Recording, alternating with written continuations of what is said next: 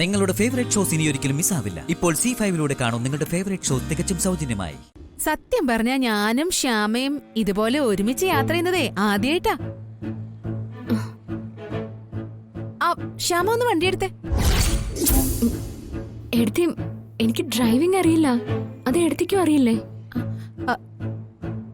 അയ്യോ, ശ്യാമയ്ക്ക് ഡ്രൈവിംഗ് അറിയില്ലേ? എന്താ ഐശ്വര്യ ഇത്? വളരെ മോശമായി പോയി. നീ എന്താ ഡ്രൈവിംഗ് പഠിപ്പിച്ചു കൊടുക്കാത്തെ? ശ്യാമയുടെ ഡാഡിയോട് കാറ് പഠിക്കണമെന്ന് പറഞ്ഞില്ലേ? ഡാഡി എവിടെയാ വർക്ക് ചെയ്യുന്നേ? ഏതേലും കമ്പനിയുടെ ഹെഡാണോ? എന്റെ അച്ഛനൊരു സാധാരണക്കാരനാ. സാധാരണക്കാരനെന്ന് പറയുമ്പോ ഡോക്ടറാണോ അതോ ബാങ്ക് മാനേജറാണോ, അങ്ങനെ എന്തെങ്കിലും ആണോ? അച്ഛൻ അമ്പലവാസിയാ. ഈ അമ്പലത്തില് സോപാനൊക്കെ പാടി. അയ്യേ, എന്താ ഐശ്വര്യ ഇത്? ശ്യാമ നമ്മളെ പറ്റിക്കാണോ അതോ ഈ പറയുന്നത് സത്യമാണോ? ശ്യാമ പറഞ്ഞത് സത്യമാ. ശ്യാമയുടെ വീട്ടുകാരൊക്കെ പാവങ്ങളാ. പാവമായിട്ട് ജനിക്കുന്നത് ആരുടെയും കുറ്റമല്ലല്ലോ. നിങ്ങളിങ്ങനെ ശ്യാമയെ കളിയാക്കാതെ. പക്ഷെ ഐശ്വര്യ, നിന്റെ സ്ഥാനത്ത് ഞാനാണെന്ന് ഇരിക്കട്ടെ.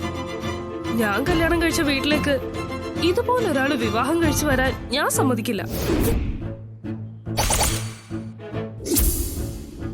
അല്ല, അതിപ്പോ ശ്യാമയുടെ കല്യാണമായിട്ട് നടന്നിട്ടില്ല. പൂർണ്ണ രീതിയില് അതിന്നേ വരെ കല്യാണം ആയിട്ടുമില്ല. അഖിലിന് മറ്റൊരു പെണ്ണുമായിട്ടാ കല്യാണം തീരുമാനിച്ചിരുന്നേ. ആ കല്യാണ ദിവസം ഈ ശ്യാമ ഒരു നാടകം ഉണ്ടാക്കി. ഐശ്വര്യടുത്തി, എന്താ ശ്യാമ? ഐശ്വര്യടുത്തി, കുറെ നേരമായിട്ട് ഞാൻ സഹിക്കുന്നു. വീട്ടുകാര്യങ്ങളൊക്കെ ചോദിക്കാനായിട്ട് അഭിനയിച്ച് എന്നെ അവഹേളിക്കുവാണല്ലേ? മോളെ, അങ്ങനെയല്ല. എന്റെ ഫ്രണ്ട്സ് ഒന്നും കളിയാക്കിയതല്ല, കാര്യം പറഞ്ഞതാ. അതെ, ഇക്കാലത്ത് കാർ ഓടിക്കാൻ അറിയാത്ത ആളെന്ന് കേൾക്കുമ്പോ അതിശയം തോന്നുവാ. പിന്നെ വീട്ടുകാർക്കും ഒരു സ്റ്റാൻഡേർഡ് ഇല്ല.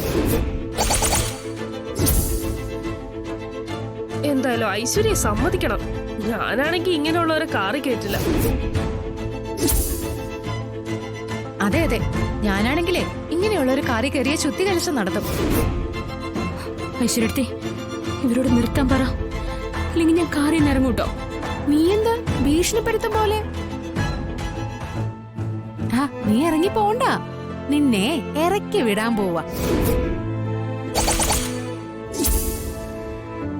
എന്റെ കൂട്ടുകാരൊരു തമാശ പറഞ്ഞപ്പോ നീ അവരെ അവഹേളിക്കുന്നല്ലേ? കാറിൽ ഇറങ്ങി പോടി. എന്റെ വീട്ടിലുള്ളവർക്കായിരിക്കും നീ ഒരു മാലാഖ. നീ എനിക്ക് വെറും ഒരു പുഴുവ. എന്റെ കാറിൽ കേറി സുഖിച്ച് AC ഇട്ട് യാത്ര ചെയ്യാന്ന് കരുതിയല്ലേ?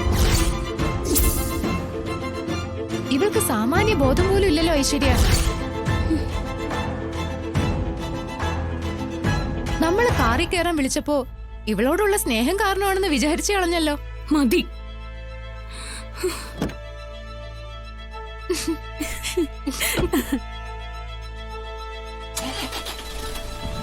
ഡൗൺലോഡ് ചെയ്യൂ C5 ആപ്പ്. കാണൂ എല്ലാ എപ്പിസോഡുകളും സൗജന്യമായി.